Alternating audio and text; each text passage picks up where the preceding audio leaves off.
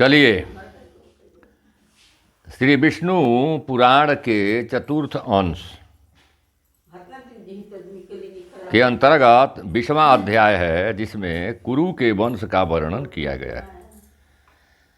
पराशर जी बोले, कुरुपुत्र परीक्षित के जन्मेजय, श्रुतसेन, उग्रसेन और भीमसेन नामक 4 पुत्र हुए तथा जहनु के सूरथ नामक 1 पुत्र हुआ।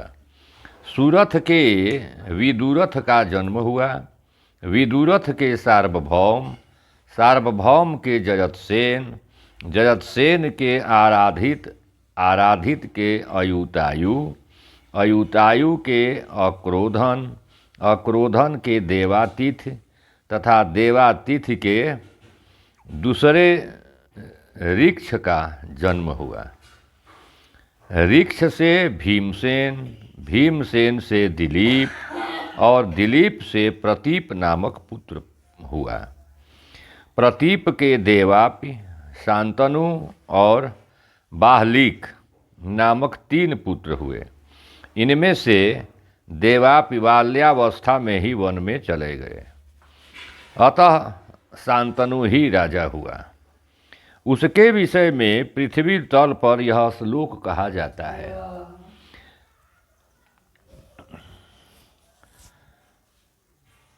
यम यम कराभ्याम स्पृशति जीर्णम यौवनम मेति सह शांति चाप्नोति येनाग्रयाम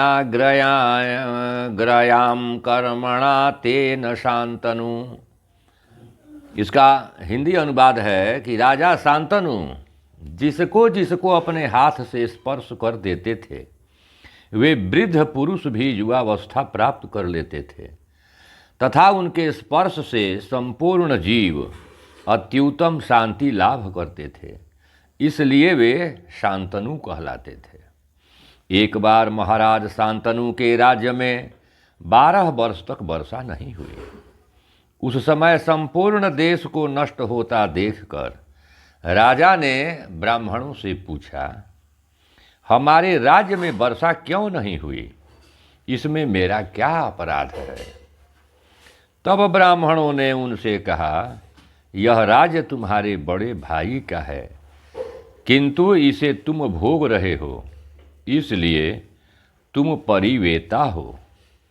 उनके ऐसा कहने पर राजा शांतनु ने उनसे फिर पूछा, तो इस संबंध में मुझे अब क्या करना चाहिए? इस पर वे ब्राह्मण फिर बोले, जब तक तुम्हारा बड़ा भाई देवाप किसी प्रकार पतित न हो, तब तक यह राज्य उसी के योग्य है, अतः तुम इसे उसी को दे डालो, तुम्हारा इससे कोई प्रयोजन नहीं। ब्राह्मणों के ऐसा कहने पर शांतनु के मंत्री अस्मसारी ने वेदवाद के विरुद्ध बोलने वाले तपस्वियों को वन में नियुक्त किया। उन्होंने अतिशय सरलमती राजकुमार देवाप की बुद्धि को वेदवाद के विरुद्ध मार्ग में प्रवृत्त कर दिया। उधर राजा शांतनु ब्राह्मणों के कथनानुसार दुख और सुख युक्त होकर ब्राह्मणों को आगे कर अपने बड़े भाई को राज्य देने के लिए वन में गए। वन में पहुंचने पर वे ब्राह्मण गण परम विनीत राजकुमार देवापि के आश्रम पर उपस्थित हुए और उससे ज्येष्ठ भ्राता को ही राज्य करना चाहिए, इस अर्थ के समर्थक अनेक वेदानुकूल वाक्य कहने लगे। किंतु उस समय देवाप ने वेदवाद के विरुद्ध नाना प्रकार की युक्तियों से दूषित बातें की। तब उन ब्राह्मणों ने शांतनु से कहा, हे राजन, चलो, अब यहाँ अधिक आग्रह करने की आवश्यकता नहीं। अब अनावृष्टि का दोष शांत हो गया। अनादिकाल से पूजित वेद वाक्यों में दोष बतलाने के कारण देवाप पतित हो गया है। ज्येष्ठ भ्राता के पतित हो जाने से अब तुम परिवेता नहीं रहे।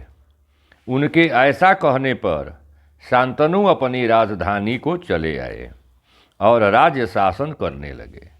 वेदवाद के विरुद्ध वचन बोलने के कारण देवापि के पतित हो जाने से बड़े भाई के रहते हुए भी संपूर्ण धान्यों की उत्पत्ति के लिए पर्जन्य देव बरसने लगे और वर्षा होने लगी।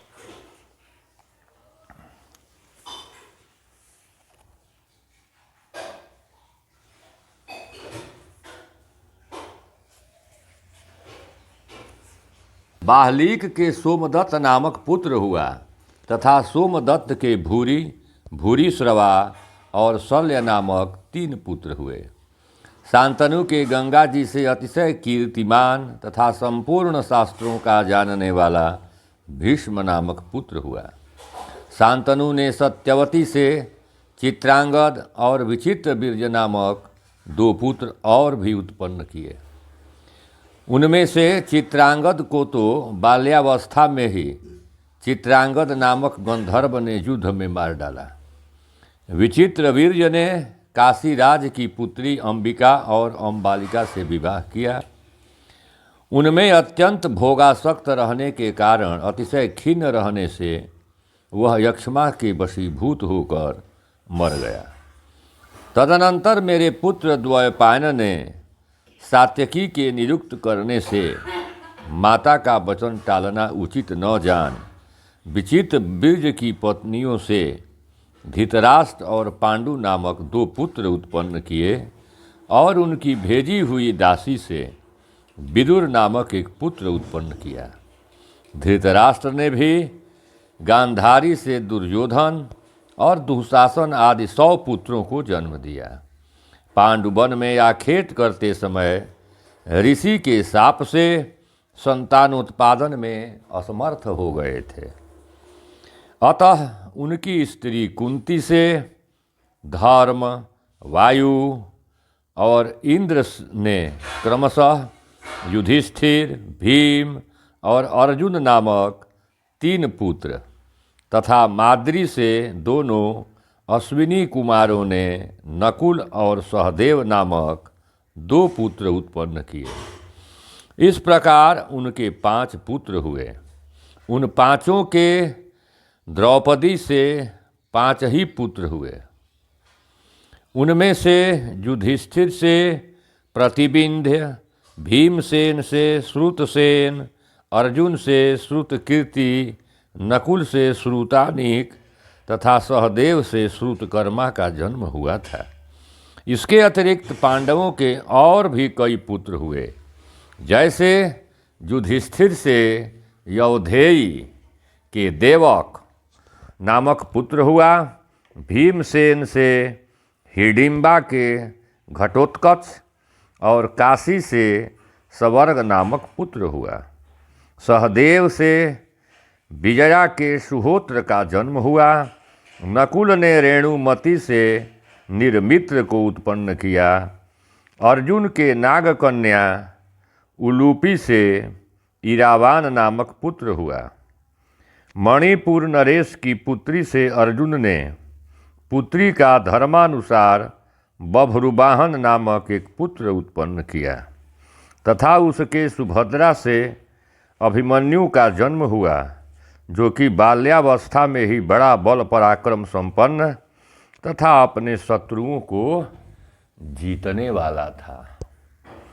तदनंतर कुरुकुल के क्षीण हो जाने पर जो अश्वत्थामा के प्रहार किए हुए ब्रह्मास्त्र द्वारा गर्भ में ही भस्मीभूत हो चुका था, किंतु फिर उन्होंने अपनी इच्छा से ही माया मानव देह धारण किया है, उन सकल सुरासुर वंदित चरणारविंद श्री कृष्णचंद्र के प्रभाव से पुनः जीवित हो गया। उस परीक्षित ने अभिमन्यु के द्वारा उत्तरा के गर्भ से जन्म लिया, जो कि इस समय इस प्रकार धर्मपूर्वक संपूर्ण भूमंडल का शासन कर रहा है कि जिससे भविष्य में भी उसकी संपत्ति क्षीण न हो। बोलिए विष्णु भगवान की जय।